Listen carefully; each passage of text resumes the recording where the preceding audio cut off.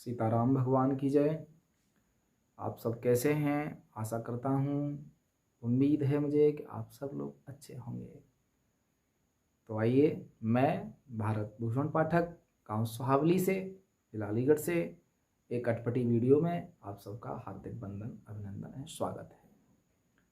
तो श्रोताओं, वीडियो लाने का मेरा कोई इरादा नहीं है, लेकिन हम रामकृष्ण के उपासक हैं और इन पर कोई टीका टिप्पणी करता है तो हमारा अधिकार है कि हम अपने ही किसी भाई का शंका का समाधान करने के अधिकारी हैं। क्योंकि देखिए, एक कथावाचक का दूसरे कथावाचक के प्रति ऐसा भाव होना चाहिए कि जैसे एक संत दूसरे संत से मिलता है, परम आनंद सुख की प्राप्ति होती है जब एक कथावाचक दूसरे कथावाचक से मिलता है। बट वो कथावाचक होने चाहिए, चिलक्का नहीं होने चाहिए बस के सीख गए, बस आला ढोला गाना सीख गए तो बस अब हमारी टक्कर पर कोई नहीं है। वो तुम्हारा सम्मान नहीं करेगा, वो तुम्हें टेढ़ी नज़र से ही देखेगा कि स्टूडियो में राज्य कैसे आ गो, जिन जनते ने करे तब मैं गाऊँ। क्योंकि मैंने इस परेशानी को फेस किया है स्टूडियो में। और शिक्षा वो शेरनी का दूध है, जो पीता है वो दहाड़ता है। तो श्रीमान राधे शास्त्री जी भैया पढ़ते हैं तो दहाड़ते हैं, उनके पीछे पड़ने से फायदा क्या है कि वो बंदा तो रुकने वाला नहीं है भाई, क्योंकि पढ़ेगा वो दहाड़ेगा, इतना कंफर्म है। और परम पूजनीय श्रीमान बड़े भ्राता झटका सम्राट श्री राजेश कुमार शास्त्री जी अगर वीडियो को देख रहे हो तो आपको बहुत बहुत धन्यवाद, बहुत बहुत साधुवाद। आप ऐसे ही अथक प्रयास करते रहिए, पढ़ते रहिए, समाज में नई चीज़ देते रहिए, भगवान आप पर कृपा करेंगे।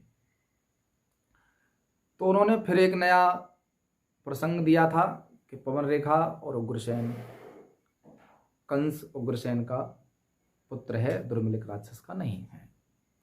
तो भागवत से पढ़ोगे तो आपको तो ये कहना पड़ेगा कि कंस दुर्मिलिक का नहीं है, उग्रसेन का ही है।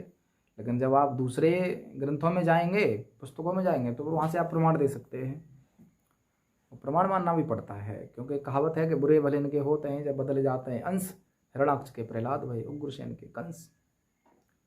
क्योंकि लोग समाज के शंका कर देते हैं ना कि यार माँ बाप तो ऐसे है नहीं है, पर ये कैसा है। तो कंस कोई छोटा मोटा प्राणी नहीं है, बहुत बड़ा विलेन है श्रीमद् भागवत राम कथा में, और श्रीमद् भागवत महापुराण जगह जगह होते रहते हैं। तो वहाँ शंका का विषय बनता है कि महाराज उग्रसेन और मैया पवन रेखा तो बड़े ही धर्मज्ञ हैं, पर इन दोनों के ससुर से ऐसा कुलहीन पुत्र कैसे हो गया।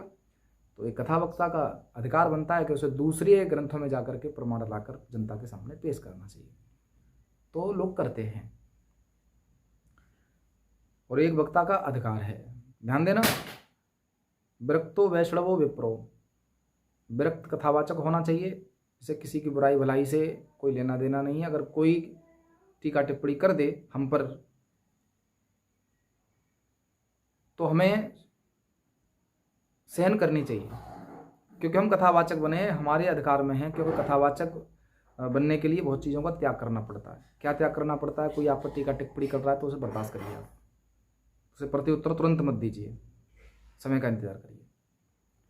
विरक्तो वैष्णवो, मैया वैष्णव माता सीता और दुर्गा मैया, श्री राम, श्री कृष्ण, शिव जी, इन शक्तियों का उपासक हो उसे कहते हैं वैष्णव। विप्रो, विप्र माने ब्राह्मण, और विप्रो माने विवेक प्रधान जीवन जीने वाला मनुष्य। वो कोई भी हो सकता है, वो कथावाचक बन सकता है। दृष्टांत कुशलो, वेद शास्त्र का ज्ञाता हो, दृष्टांत देने में कुशल हो। महात्म्य का पूरा श्लोक है, भागवत में जाके पढ़िए। तो ऐसा वक्ता होना चाहिए जो छोटी सी बात को बड़ा प्रारूप दे दे मंच पर, और बड़ी बात को छोटा सा श्लोक बोल के समाप्त कर दे। ऐसा वक्ता होना चाहिए, उसी को ही कथावाचक कहते हैं। तो अब ये छोटी सी बात है कि कंस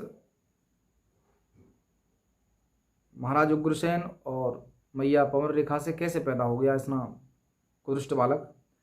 तो एक वक्ता का अधिकार है कि दूसरे ग्रंथ में जाकर के वो ढूंढ के लाए कि कंस कैसे दुर्मिलिक से पैदा था, या उसकी छाया थी। छाया से ऐसे कोई पैदा नहीं होता है। तो श्रोताओं, सती का धर्म नष्ट किया था, और तभी बड़े बड़े विद्वानों ने गाया है कि तेरो होय गो सत्यानाश धर्मी धर्म बिगाड़ो मेरो। परम पूजनीय ब्रजेश कुमार शास्त्री जी गाते थे, उसी गाने को सब लोग गाते हैं। तो देखिए देहाती क्षेत्र के कथावाचक हैं ना, वो अपनी जगह पर एक बहुत बड़ा वजूद रखते हैं और समाज में देहाती क्षेत्र के कथावाचकों की कथा को पसंद भी किया जाता है, क्योंकि जो सुर से गाया जाता है ना उस चीज़ को सब लोग पसंद भी करते हैं। अच्छा प्रवचन दिया जाता है तो उसे लोग पसंद भी करते हैं। अब आ जाइए आप श्री रामचरितमानस में। मैं श्रीमान राजेश कुमार शास्त्री जी की शंका का समाधान कर रहा हूँ। शिव दधीच हरिश्चंद्र नरेशा धर्म कोटहित सहे कलेशा। तो श्री रामचरितमानस में तुम्हें राजा हरिश्चंद्र की कथा नहीं मिलेगी, राजा शिव की कथा नहीं मिलेगी, महात्मा दधीच का प्रसंग नहीं मिलेगा। इसके लिए आपको दूसरे ग्रंथों में जाना पड़ेगा, क्योंकि तुलसीदास बाबा आरती लिखते हैं 4 युवेद पुराण 8 10 6 शास्त्र सब ग्रंथन को रस। किसमें? रामायण में। सार यंश सम्मत सब ही की आरती श्री रामायण जी की। तो आप रामायण तो पढ़ लिया, लेकिन रामायण की जब कथा आप बाँचेंगे तो आपको 4 युवेद पुराण 8 10 सब में घूमना पड़ेगा, तब आप सिद्ध कर पाएंगे कि ये चौपाई का क्या अर्थ है। अब आ जाइए, प्रमाण देते हैं कि श्री राम जी मांस नहीं खाते थे। देखो एक चीज बताऊंगा आपको, एक कहावत है सत्यम शिवम सुंदरम। तो इसका मैं आपको अर्थ बता दूं पहले। जब सत्यम शिवम सुंदरम तीनों चीज अपनी जगह पे परफेक्ट हो जाएंगी, उसी दिन ये देश विश्वगुरु बन जाएगा। और ये तीनों चीजें इस देश में ज्यादा हैं, भारत में। मेरा भी नाम भारत है, ऐसा समझना, मेरे अंदर है ये चीज, हमारे देश में। सत्यम शिवम सुंदरम का अर्थ है सत्यम माने पत्रकार, मीडिया वाले। सत्यम माने पत्रकार, शिवम माने कथाकार। शिवम माने कथाकार, शिवम शंकर जी ध्यान देना, शिवम माने कथाकार और सुंदरम माने कलाकार। पत्रकार, कथाकार और कलाकार ये तीनों अपने कार्य में सकुशल हों, सही को सही और गलत को गलत ठहराने में सक्षम हों, और सही को सही और गलत को गलत जानने में सक्षम हों, तभी समझ लेना कि ये देश विश्वगुरु हो जाएगा। शिवम कथाकार क्यों? शंकर जी की उपाधि क्यों? क्योंकि भागवत जी में लिखा है व्यास विष्णु रूपाय। व्यास गद्दी पर बैठने वाला प्राणी भगवान विष्णु का रूप होता है, उसके पैर छू करके हम अपना कल्याण की कामना कर सकते हैं। तो अगर आप ही कथाकार होके गलत रीतियों में पड़ जाएंगे तो फिर भैया क्या होगा? है तो मैं आपको व्याकरण से सिद्ध करूंगा कि राम जी मांस नहीं खाते थे। और देखिए एक शास्त्री के लिए व्याकरण आना अनिवार्य होता है और एक संस्कृत आना अनिवार्य होती है। पता है, आपने सुना होगा नाम बागेश्वर धाम महाराज का। तो उनके गुरुजी हैं तुलसी पीठाधीश्वर श्रीमान बाबा जगत गुरु रामभद्राचार्य जी, उनके गुरुजी हैं। उनके गुरुजी का निग्राचार्य से कोई विवाद चलता रहता है, और कई कथावाचक हैं जो जगत गुरु, उनसे विवाद चलता रहता है। तो ये विवाद नहीं, ये सत्संग होता है। जब वो अपनी अपनी वीडियो में बोलते हैं तो जनता को कुछ ना कुछ ज्ञान मिलता रहता है। जो वो ज्ञान मिला था मनीष शास्त्री और राजेश शास्त्री के वीडियो में, लोगों को नया ही कुछ मिला था ना, ऐसे ही उधर वृंदावन लाइन में ऐसा होता रहता है। तो जगत गुरु रामभद्राचार्य जी कह रहे थे कि तुम मुझसे क्या शास्त्रार्थ करोगे, मेरे चेला से ही भिड़ लो। और चेला को तुम जानते ही हो, विश्वविख्यात बाबा बागेश्वर धाम सरकार। तो पता है जिनको बाबा रामभद्राचार्य जी ने चैलेंज दिया था, वो उनकी नजर थी किस पे? देखो गुण और अवगुण सबके अंदर होते हैं। अगर तुम राजेश के पीछे पड़ जाओ, शास्त्री जी के पीछे, कि हमें राजेश जी के अवगुण ही देख रहे हैं, तो भाई तुम एक दिन देख लोगे, क्योंकि गुण अवगुण सबके अंदर रहते हैं। विभीषण क्या कह रहे हैं रावण से सुंदरकांड में? कुमत सुमित सब के उर रही, मेरे अंदर भी है, तुम्हारे अंदर भी है, सबके अंदर है। तो हर आदमी कहीं ना कहीं किस चीज में कमजोर है। जैसे हम और आप सब लोग संस्कृत में कमजोर हैं, तो बाबा बागेश्वर धाम भी संस्कृत में कमजोर हैं। देखो संस्कृत में कमजोर कौन नहीं है? डॉक्टर श्याम सुंदर पाराशर, श्री कृष्ण चंद्र जी, है ना, बड़े बड़े विद्वान हैं ये संस्कृत में कमजोर नहीं है। और बाबा बागेश्वर धाम भागवत जी का मंगलाचरण का पहला श्लोक बोल रहे थे, आइए मैं सुनाता हूँ। जन्मादस्य यतोन्वयात् ततश्चार्थे शिविगसुराट तेने ब्रह्मा हृदयात् कवये मोहन्ति यत् सूरय तेजोवार मृदाम यथा विनमयो यत् तत्र सर्गो मृषा धामना स्वयं सदान्द्रस्तकोकम सत्यम परम धीमहि। तो भैया ये श्लोक उन्होंने बोला, इसमें त्रुटि हो गई, गलत हो गया। बड़ा श्लोक है और नहीं था उनको कंठस्थ। तो पता है बाबा बागेश्वर धाम की टीआरपी बहुत है, ये श्लोक कट करके डाल दिया कि देखो ये क्या शास्त्रार्थ लड़ेंगे, इन पे श्लोक नहीं बोला जा रहा है। और टीआरपी बहुत थी, उसको वीडियो वायरल हो गई, 10-20 लाख लोगों ने तुरंत एक दिन में। तो पता है बाबा बागेश्वर धाम को ऑनलाइन आना पड़ा, हाथ जोड़ के कहा कि हे संतो, हे ऋषियों, हे कथावाचको, मेरी संस्कृत कमजोर है मानता हूं, लेकिन मेरी साधना, मेरी भक्ति कमजोर नहीं है। तो ये हमको भी होना चाहिए। हमारी संस्कृत कमजोर है, आप सबकी, हम सबकी, लेकिन हमारी साधना और हमारा प्रभु पर अटूट विश्वास कमजोर नहीं होना चाहिए। और हमारे अंदर अहंकार तो बिल्कुल नहीं होना चाहिए। मैं नाम नहीं लूंगा, राजेश शास्त्री जी ने किसी से कह दिया था कि एक लड़का, कालीदे के प्रसंग में एक लड़का ये कह रहा था एटा साइड से, एक लड़का, तो पता वो एक लड़का शब्द ही मतलब अहंकार का रूप ले गया। मैं नाम नहीं लूंगा, किसी शास्त्री जी को बहुत बुरा लगा था कि मुझसे कहा एक लड़का, अब मैं दिखाऊंगा मैं कौन हूँ। भाई तुम हमसे कहते रहो एक लड़का अलीगढ़ का है, वो पंडित भारत शास्त्री, वो एक लड़का, तू बोलते रहो हमसे, तो हमें क्या फर्क पड़ता है? जब हमारे अंदर अहंकार ही नहीं है तो क्या फर्क पड़ता है? हम भगवान से कहते हैं तेरा तुझको अर्पण क्या लागे, हमने तो कभी नहीं किया आपका आपको अर्पण क्या लागे मेरा है। तो जब हम उनको तेरा तेरा करते रहते हैं, कोई हमसे भी कह देगा, कोई हम उम्र साथी, भाई भारत तेरा क्या हाल है, तो हमको मतलब चिढ़ना चाहिए, लड़ना चाहिए उससे कि तू कहाँ से बोल रहा है? कुछ नहीं, ये सब एक अहंकार है। और ये जितने भी शास्त्री हैं ना, ये अहंकार के वशीभूत होकर के जिंदगी जी रहे हैं। और प्यारे, जिंदगी ज़्यादा दिना की नहीं है, 35 वर्ष हम हो गए, 35 वर्ष के, और जी लिए, पता नहीं आगे कितना जी पाएंगे, क्योंकि शरीरम व्याध मंत्रम, शरीर रोगों का घर है और रोग आना शुरू हो चुके हैं। तो हमें किसी से लड़ना झगड़ना नहीं है, लेकिन अपनी बात रखने का हमें अधिकार है और हम रख रहे हैं। तो आइए सुनिएगा, ये है वाल्मीकि रामायण प्रथम खंड जी, और ये है द्वितीय खंड।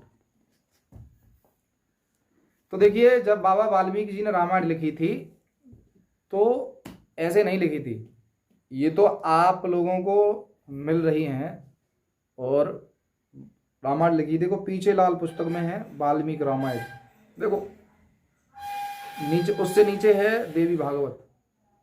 ये ऐसे नहीं खुलेंगी ना, वो ऐसे खुलेंगी, यूँ खोल दिया, अब एक पेज पढ़ लिया, उठा के दूसरी साइड रख दिया, एक पेज पढ़ लिया, उठा के दूसरी साइड रख दिया, एक पेज पढ़ लिया, उठा के दूसरी, ऐसे लिखे गए थे हमारे पुराण। तो उनमें ये जल्द नहीं थी पहले। भागवत भी अब आपको ऐसे मिल रही है 2 खंडों में, लेकिन भागवत भी ऐसी नहीं है, भागवत भी ऐसे ही है। लेकिन बाबा वाल्मीकि जी ने सिर्फ श्लोक लिखे थे, हिंदी का अनुवाद नहीं लिखा था। हिंदी का ट्रांसलेट अब लोगों ने किया है, और इसी संस्कृत के चक्कर में बवाल हो रहा है, क्योंकि श्लोक कुछ है और उसका ट्रांसलेट कुछ और है। और इस बात को कौन सिद्ध करेगा? जिसका व्याकरण अच्छा हो। तो मैं आपको बता दूं, जो काम बाबा वाल्मीकि ने किया था वही काम बाबा तुलसीदास ने किया है। क्या? उन्होंने भी सिर्फ चौपाई लिखी है, चौपाइयों का अर्थ नहीं लिखा था। अर्थ भी आप जैसे विद्वानों ने लिखा है, अर्थ लिख करके प्रत्येक चौपाई के अंदर, और गीता प्रेस को गोरखपुर को सौंप दिया, भाई छाप दो। ऐसे ही श्लोक हैं, श्लोक के नीचे अर्थ लिख करके दे दिया, गीता प्रेस को गोरखपुर को छाप दो। आप में सामर्थ्य हो तो आप अपने नाम से छाप दो, वाल्मीकि रामायण, नीचे विपिन कुमार शास्त्री जी, आप करिए अर्थ। आपसे भी कहीं त्रुटि हो जाएगी, मैं करूँगा तो मेरे से भी हो जाएगी, बट हम ऐसा नहीं करेंगे, क्योंकि हम व्याकरण हमारा ज़्यादा 100% अच्छा नहीं है, संस्कृत हमारी 100% अच्छी नहीं है। तो देखिए, मैं आपको बताऊं, उड़द को कहते हैं उड़द की दाल, उड़द को संस्कृत में कहते हैं मांस, और मांस को, मांस में और मांस में अंतर है। मांस जिसे मीट कहते हैं, मांस कहते हैं उसे हिंदी में मांस को संस्कृत में कहते हैं आमिष। और जो संस्कृत के श्लोक से छेड़छाड़ हुई है ना, उसमें आमिष नहीं लिखा है, आमिषम। आमिषम का हिंदी ट्रांसलेट है, संस्कृत का हिंदी है मन चाहा आहार, जो मुझे पसंद है, चाहे कंदमूल फल हो, चाहे दाल रोटी हो, चाहे इत्यादि जो भी हो सकता है, ये है। तो आप खुद अर्थ लगाइए और देखिए, जिस पुस्तक से तुमने प्रमाण दिया है कि बाबा श्री पराशक्ति भगवान श्री राम आमिष का भक्षण करते थे, मांस का, और माता सीता मदिरा का सेवन करती थी, ऐसा कुछ नहीं है। लोगों पर संस्कृत का ट्रांसलेट अच्छा नहीं हुआ है, उन्होंने अपनी अपनी पुस्तकें रिलीज की हैं, और चारों शंकराचार्य, और शंकराचार्यों से बड़ा कोई आचार्य नहीं होता है, और सनातन पीठ से बड़ा कोई पीठ नहीं। ठीक है, तो भक्तों, उन्होंने द्वारका प्रसाद शास्त्री जी की पुस्तकों को इग्नोर कर दिया, ठप्पा लगा दिया, कोई कथावाचक इस पुस्तक को इस्तेमाल नहीं करेगा, किसी व्यास मंच से इनकी पुस्तकों का कोई अर्थ नहीं देगा। तो आप क्यों कर रहे हैं? इन पुस्तकों को यूज करते हैं बौद्ध धर्म वाले, और श्री जो बौद्धिस्ट होते हैं वो हिंदुओं को परेशान करते हैं, ईसाई कमिश्नरी वाले वो यूज करते हैं, और इस्लाम धर्म वाले लोग द्वारका प्रसाद शास्त्री की रामायण दिखाते हैं उनको। देखो ऐसे, श्रीमद् वाल्मीकि रामायण, नीचे लिखा है क्या, द्वारका प्रसाद शास्त्री कृत। तो वो कहते हैं आइए अब आज से तुम बौद्ध धर्म में जाइए। तो क्यों, कि तुम किसे मानते हो? बोले राम को, कृष्ण को। आओ हम दिखाएं, ये तो साधारण प्राणी थे, इन्हें तो अत्याचार किया है तुम लोगों पे। देखो ये क्या लिखा है, क्या लिखा है, राम जी शराब पीते थे, सीता जी दारू पीती थी। तो किस पुस्तक में दिखा रहे हैं वो? द्वारका प्रसाद शास्त्री की पुस्तक में, बट इसमें नहीं दिखा सकते हैं। अब आपको YouTube के माध्यम से बरगलाते हैं तो वो इन पुस्तकों को तो दिखाते हैं आपको, लेकिन जो स्क्रीनशॉट और वीडियो में अर्थ दिखाते हैं श्लोक का, फलाने कांड का, फलाने सर्ग का श्लोक ये है, तो मेरे भैया वो गलत करते हैं। तो आपको द्वारका प्रसाद शास्त्री जी की पुस्तक के अंडर नहीं रहना है, उनको उठाओ गंगा जी में छोड़ दो, ठीक है ना। क्योंकि सनातन आज से ऐसे लोगों का सामना नहीं करना पड़ रहा है हमको, बहुत सालों से कर रहे हैं, क्योंकि 800 वर्ष मुगलों ने शासन किया। तभी तुम अनुमान लगा सकते हो कि तुम्हारे धर्म ग्रंथों के साथ क्या छेड़छाड़ हुई। 200 वर्ष ईसाइयों ने राज किया, क्या छेड़छाड़ हुई आप जानकार हैं। आज भी कांग्रेस राज्य में सनातनियों की पीठों के हिसाब से क्या क्या हुआ ये आप भी जानकार हैं। तो मेरा कहने का मतलब यही है कि आप भटको मत, अटको मत, आगे बढ़ो। और श्रीमान विपिन कुमार शास्त्री जी, आपका अर्थ है और आपका प्रमाण है ये कि राम जी का मांस मदिरा से कोई लेना देना नहीं था। आप उन वीडियो को हटाइए, आपसे मेरा निवेदन है। एक सनातनी भाई का ये मैं मदद कर रहा हूँ, आपकी हेल्प कर रहा हूँ, और मेरा अधिकार भी बनता है कि अगर मैं गलत रास्ता पर हूँ तो आप मुझे समझा सकते हैं, और आप अगर गलत पुस्तकों के अधीन हो गए हैं तो मेरा अधिकार बनता है आपको समझा सकता हूँ। क्योंकि कथावाचक के प्रति बड़ी भरपूर संपूर्ण तरीक़ा से समर्पित होता है, और मैं प्रत्येक कथावाचक के प्रति समर्पित रहता हूँ। मेरा किसी से कोई विवाद नहीं होता है, ना लेना देना है किसी से, क्योंकि 4 दिन की ज़िंदगी कट जाएगी, जाने को कितकू रम जाएगा, हंस बोल वक्त कट जाएगा भाई, कोई दिक्कत नहीं है। तो ठीक है, आप प्रमाण ले लीजिए, स्क्रीनशॉट मैंने वीडियो बना के रखी है। श्री राम, जय जय राम।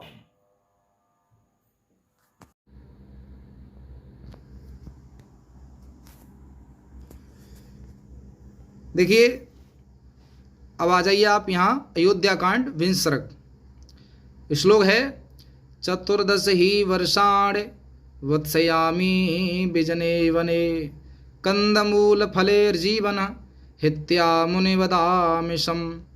यानी गड़बड़ सनातनियों की बुद्धि से कहाँ खेल रहे हैं, क्योंकि उन्हें मालूम है कि आने वाले समय में लोग संस्कृत विहीन होंगे। तो देखिए, आमिष माने मांस और आमिषम माने मन माना आहार, जो मुझे पसंद है आमिषम। मैं राजभोग्य वस्तु का त्याग करके मुनि की भांति कंदमूल और फलों से जीवन निर्वाह करता हुआ 14 वर्षों तक निर्जन वन में निवास करूंगा। ये राम जी कह कर के जा रहे हैं, ध्यान देना। क्या ऐसे मर्यादा पुरुषोत्तम जीव हिंसा करेंगे? क्या खाएंगे? बताइए आप। जो भगवान ये कहते हैं मर्यादा पुरुषोत्तम, जो जीव जंतु को मार के खाता है, हिंसा करके खाता है, वो धर्म विरुद्ध है और उसकी कभी भी सदगति नहीं होती है। तो बहुत बहुत धन्यवाद। देखिएगा, ये सुंदरकांड में आइएगा, वाल्मीकि रामायण है। न मासम राघवो भुक्ते न चैव मधु सेवते वन्यम सुविहितम नित्यम भक्तम श्रात्य पंचमम। कितना सुंदर भाव है। कोई भी रघुवंशी न तो मांस खाता है और न मधु का सेवन करता है, मदिरा का। फिर भगवान श्री राम इन वस्तुओं का सेवन क्यों करते भाई? वे सदाचार समय उपवास करके 5वें समय शास्त्रभेद जंगली फल, जो जंगल में उत्पन्न होते थे फल, मूल और निवार आदि भोजन करके अपना जीवन यापन करते थे। बहुत सुंदर भाव दिया है।